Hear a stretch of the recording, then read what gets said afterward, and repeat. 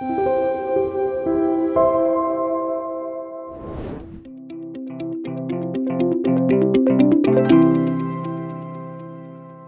그러면 크게 두 번째로 노동하며 세상 경영에 참여하는 방법에 대해서 좀 간략하게 이야기하겠습니다. 예수님을 믿고 따를 때에 하나님은 우리에게 거룩한 소원을 주시거든요. 소원은 하나님의 마음을 볼 때에 육신의 눈으로는 보이지 않는 것이 보여지고 느껴지는 것을 하나님의 소원이라고 이야기합니다. 존 스토트 목사님 그것을 비전이라고 이야기했거든요. 비전이라는 것은 비유 보는 것이잖아요. 어떻게 보여지냐 그러면 내 속에 하나님의 마음과 하나님의 눈이 들어와서 하나님의 마음으로 볼 때 아파하는 것, 하나님의 눈으로 볼 때에 안타까워하는 것이 보여질 때 그것이 우리의 비전이 된다라는 것이죠. 예. 그래서 우리는 거듭난 다음에 하나님 나는 이 세상을 위해서 어떻게 살아야 되죠? 어떤 역할을 감당해야 되죠? 이 질문을 하는 것이 정상입니다. 그러면 이 질문 속에서 하나님의 뜻이 실현되는 장이 어디일까요? 대부분 그것이 일터, 직업과 연관된 부르심일 때가 많다라는 거예요. 그래서 이 직업 자체, 말씀드린 것처럼 어떤 일을 하는 것도 중요하지만 어떤 자세로 해야 되는 것이 중요한데 우리는 직업 자체를 통해서 1차적으로는 창조 세계를 섬기고 또 지체들, 이웃들의 필요들을 섬길 뿐만 아니라 또 직업을 통해서 우리의 궁극적인 소원은 하나님께 영광이 되어지고 하나님을 기쁘시게 해야 된다는 것이죠. 그래서 로마서 12장 보면 1절 2절에 보면요. 삶의 예배는 어떻게 보면 일터의 예배와 연관되어져 있습니다. 그래서 매일의 삶을 주님께 기쁘게 하는 것이 예배이고요. 그 매일의 삶의 기쁨 가운데 많은 시간들이 기본적으로 우리가 일터에서 살아가는 일과 사람과의 관계에서의 모습이라는 거예요. 그래서 무슨 일을 하든 주님을 생각하고 다스림을 받을 때 그것이 예배가 되는 것이죠. 로렌스 수사가 하나님의 임재 연습이라는 책을 보면요. 그 사람이 수도사에서 했던 일들은 주방에서 설거지하고 허드렛 일을 하는 것이었습니다. 수도사의 어떠한 역할이 사람들을 가르치고 종교적인 제의를 감당하고 그런 거룩한 그런 일들을 하는 것이 아니라 그 수도사로서 들어가서 이 식당에 잔반들을 처리하고 더러운 오물들을 처리하고 걸레질을 하는 그러한 역할을 하는 것이죠. 근데 그 로렌스 수사는 그것이 하나님의 일로 생각하면서 그 속에서 하나님의 임재를 경험하는 것이죠. 마찬가지로 우리도 이러한 노동 현장 속에서 하나님의 일을 감당하라고 부르셨습니다. 그래서 하나님이 맡기신 일을 해야 할 때의 자세가 골로새서 3장 22절 23절에 나오는데 마음을 다하여 죽게 하듯 하고 사람에게 하지 말라 그렇게 이야기합니다. 마음을 다하여 죽게 하듯 하고 사람에게 하듯 하지 말라. 자, 그래서 노동의 현장에서 우리가 인간관계에 대해서는 우리가 긍휼과 사랑으로 잘 베풀어야 되고요. 일에 대해서는 이제 두 가지가 필요하거든요. 죽게 하듯 한다는 것이 어떤 것인가. 첫 번째는 사람에게 하듯 눈가림으로 하지 말고 충성스럽게 성실함으로 하라는 거예요. 예, 성실함으로. 예.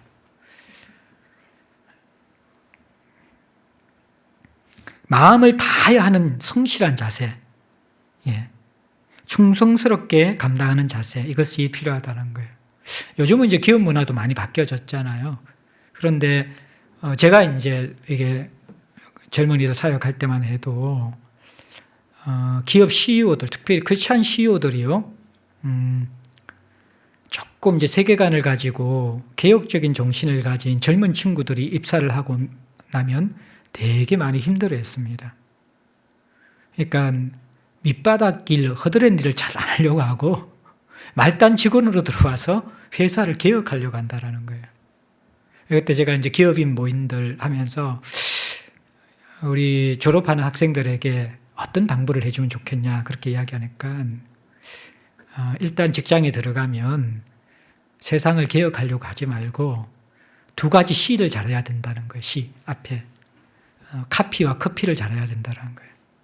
그게 무슨 말인가 하니까 요즘은 많이 달라졌는데 그 당시만 해도 들어오면 이제 복사시키는 카피, 서류 카피하는 거. 요즘은 다 뭐 이메일 문서에 그런 게 별로 없죠, 그죠? 근데 또 오면 처음에 다 이렇게 커피 타서, 그죠? 이제 직장 상사들 출근하기 전에 믹스커피 이렇게 배달하고. 근데 다 이렇게 이게 다르잖아요. 뭐 설탕 2스푼, 뭐 프리마 하나, 뭐 이렇게 커피, 이게 다 이렇게 다르잖아요. 그러니까 카피를 잘하고 커피를 잘 타는 그 낮은 일부터 시작해야 된다는 거죠. 또 요즘에는 이제 이게 갑질이라고 그러죠. 그런 것들을. 갑질이라고 그러면서 업무에 상관되지 않는 일을 시키는 것에 대해서는 기업 문화가 많이 바뀌었는데, 그러나 이제 동일하게 필요한 게 뭐냐 그러면 우리가 낮은 일, 허드렛 일을 충성스럽게 감당하는 성실한 자세, 그런 것들이 참 필요하다는 것이죠. 모르겠어요. 저도 이제 이 부분에 대해서 우리 MZ 세대들은 조금 힘들면 그냥 더 이상 직장 다니지 않잖아요. 뭐 장점과 단점이 있는 것 같아요. 자기 삶을 자신 있게 살아가는 그런 아름다운 모습들도 있지만, 때로는 우리의 인격이나 성품들은 인내를 통해서 또 자라나는 그런 부분들도 있는데, 불의에 대한 부분들은 또 우리가 한가하는 것은 필요하지만 우리가 편한 삶만 찾아가는 그런 부분들에 대해서는 또 고민이 되더라고요. 어쨌든 성경의 첫 번째 부르심은 성실함에 대해서 이야기한다.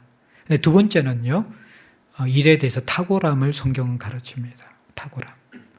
근데 탁월함 그러면 성실함은 다 공감이 되는데 탁월함도 필요한 것인가?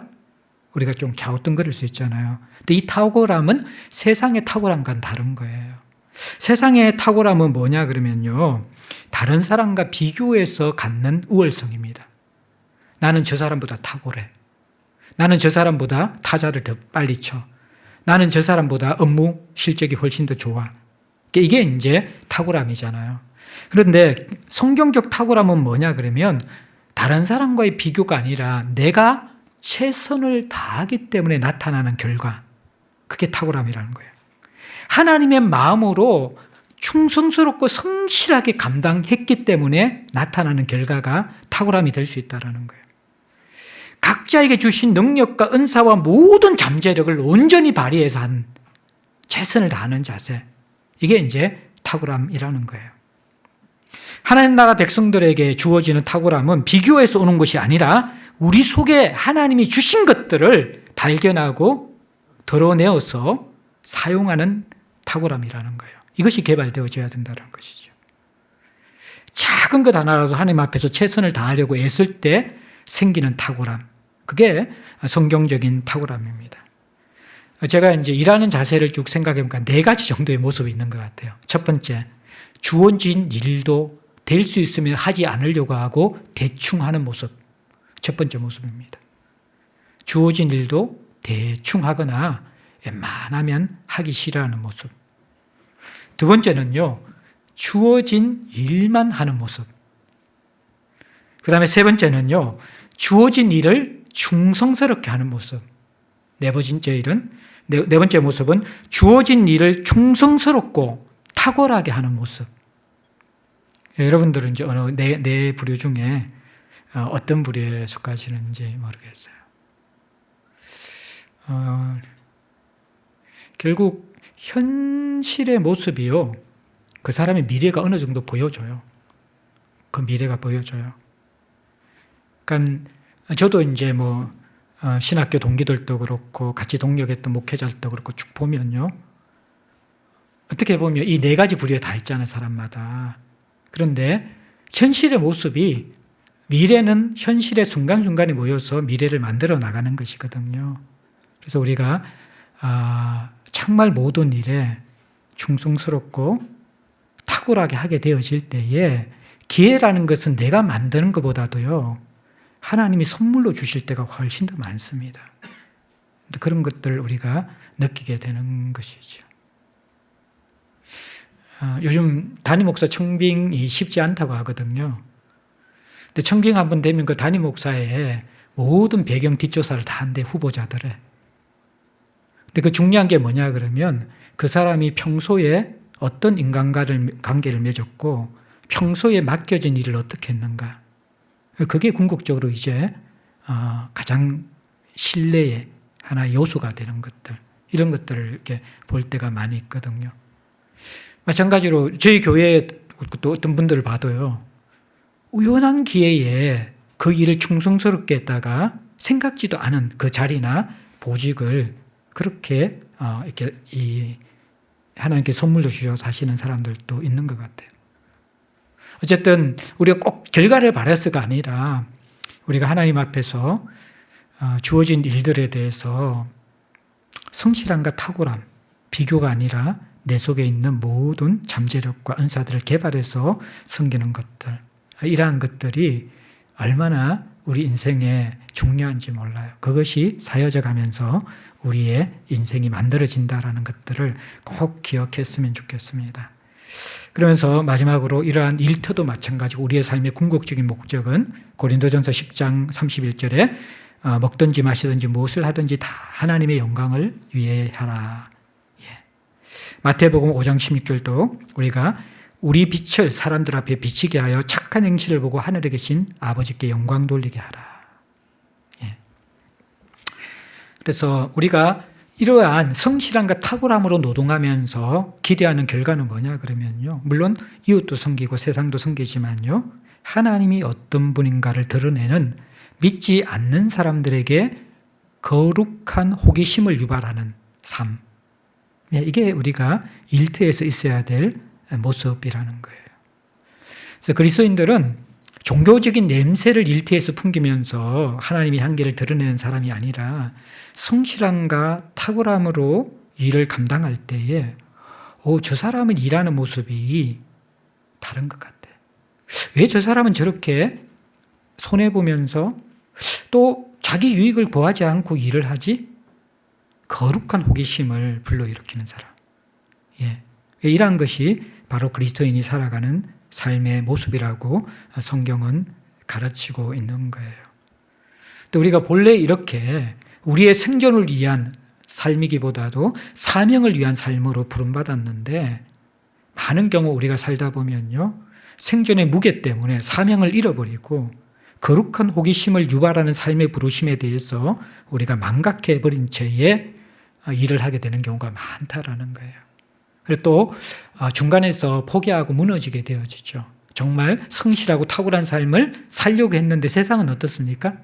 제가 타락한 세상의 노동의 아픔은 그렇더라도 결과가 없을 수 있다는 거예요.